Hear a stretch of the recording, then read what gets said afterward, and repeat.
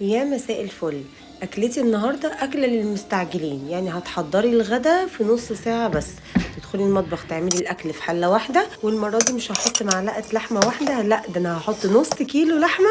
ويلا بينا نشوف الوصفه. بس ما تنسوش لايك وشير وكومنت وسبسكرايب لقناتي على اليوتيوب وفولو على البيج على الفيسبوك. واللي ما يعرفنيش انا ريهام صبحي، ويلا بينا نبدا. انا مش هستخدم حاجه غير الحله دي. اول حاجه اجيب الحله اسخنها على النار، احط فيها معلقه كبيره كده سمنه بلدي حلوه وشويه زيت معاها. بعد كده هنزل بكميه اللحمه اللي عندي، وانا مستخدمه نص كيلو لحمه قطع اللي هي مكعبات. قطعيها تقطيعه متوسطه الحجم علشان عايزاها تستوي بسرعه وكمان تكون ماليه الحله. بعد كده هنزل باتنين بصلايه مبشوره ناعم او مفرومه، اتنين بصلايه كبيره كده حلوه. هشوحهم كده مع اللحمه، بس الاول انا بشوح اللحمه الاول، بعد كده بنزل بالبصل.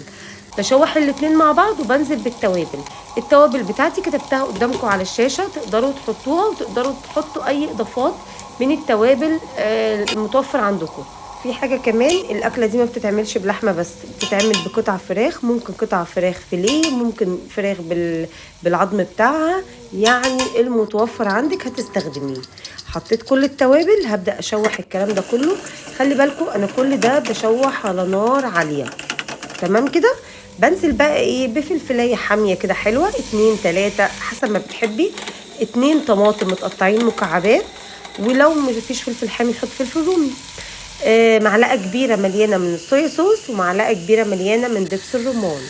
الكلام ده كله هيتشوح. بعد كده هننزل بميه مغليه لحد ما نغطي الكلام ده كله، يعني لازم تغطي كده اللحمه بالميه، ميه مغليه.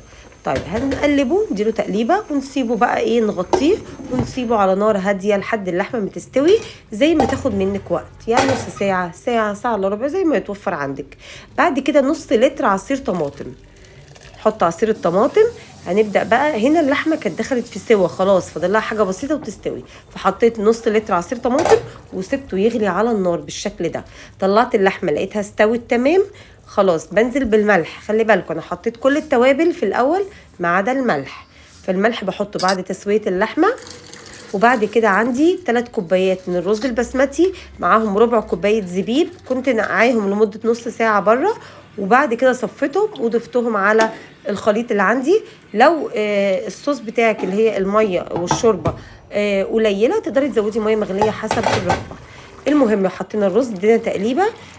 اول ما الرز يبدا يتشرب، بغطي على الحله وبهدي النار واسيبها تستوي.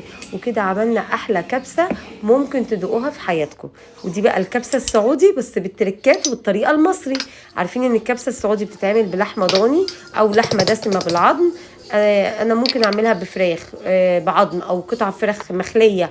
ممكن اعملها باللحمه، لحمه الخضار العاديه. فيعني بصوا بتتعمل بكذا طريقه وطعمها حلو جدا. والحلو فيها انها سريعه قوي في التحضير وطعمها حلو جدا. ودي بقى من الوصفات السريعه اللي انا احب اعملها لما اكون ايه تعبانه ومش قادره اقوم اعمل اكل، او عايزه اكل اكله خفيفه، بعمل الاكله دي. يا رب تعجبكم. ما تنسونيش لايك شير كومنت علشان اعرف رايكم، وطبعا تجربوا الوصفه. اشوفكم على خير في وصفات جايه كتيره. باي باي.